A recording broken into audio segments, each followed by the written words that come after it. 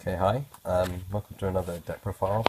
This time it's going to be for another sort of anti-meta deck. It's called Chainbeat, which was actually created by a friend of mine, but he has his own Dueling Network account. He's called Buckingham, and he has his kind of own forum for DN, where this deck is actually made. It was made a few years ago, so there's a few differences made to this now to adapt with the format, but it does work. So it basically mainly revolves around Thunderbird and Rabbit with the Black Garden, because these two can banish themselves, but then they return to the field, so they don't actually special summon or anything like that. So Black Garden doesn't activate. I'll explain it all in a sec, and I'll probably just dabble on if I don't explain the deck now.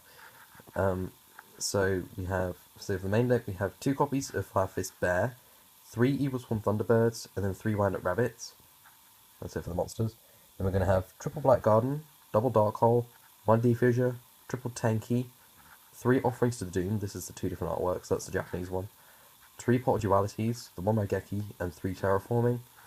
And that's it for the spells. For the traps, we got 1 Bottomless, 3 Compulsory Escape Devices, 1 Compulsory Evacuation, 3 Deep Prisons, 1 Macrocosmos, 1 Needle Ceiling, 1 Solemn Warning, 1 Soul Drain, and 1 Torrential Tribute.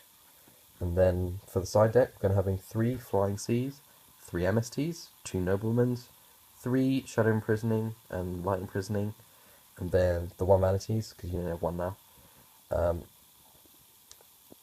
And that's it. The extra deck doesn't really matter, because most of the time you don't end up using it.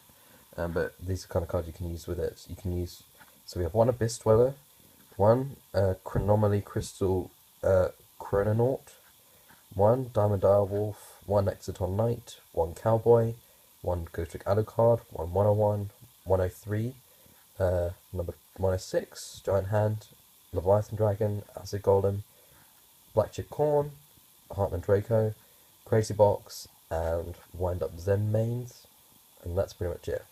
So like I said, the effects kind of revolve around Black Garden and Rabbit. So basically what some of these cards do, because some of you might not know, Compulsory Escape, what it does is that each player chooses 1 monster they control and then shuffle it into the deck. So you can go with this, because what Black Garden does is that when either player normal or special summons a monster, the opponent of the monster that's summoned gets a free token, a Rose token, which is 800 attack, level 2, dark, in attack position.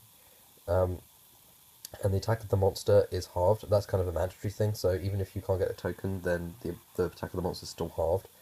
And then the other effect that doesn't really matter is that you can target a plant monster in your graveyard whose total attack equals the combined attacks of all plant monsters on the field. They're destroyed along with Black Garden, and you special summon that target, but that doesn't really matter. And the Needle Ceiling, so if you control 4 more monsters, if there are 4 more face-up monsters on the field, all the face-up ones are destroyed. Then we have Soul Drain, which you pay 1,000 IPOs and all banished and monsters in the graveyard have their effects negated. It doesn't really work for these 2 because they return anyway.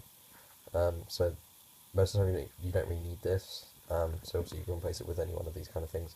And that's basically it. It's just a kind of, it's called Chainbeat. So you initially just use Garden and then Offerings to the Dooms and stuff like that to constantly just get rid of your opponent's monsters and just constantly just get rid of them. Plus Thunderbird gains 300 attack when it returns, so you have it stronger. And yeah, it just keeps working in that kind of loop.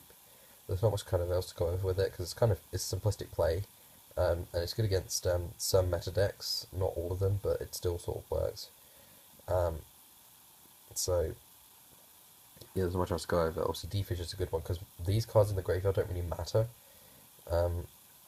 So yeah, the only drawback I'd say is just Offerings to the Dooms, because you lose your draw phase in the next turn, but otherwise it's fine. So yeah, you can try that deck if you want to. So hope you guys have enjoyed this, and I'll see you next time for whatever I do next. So long, take care.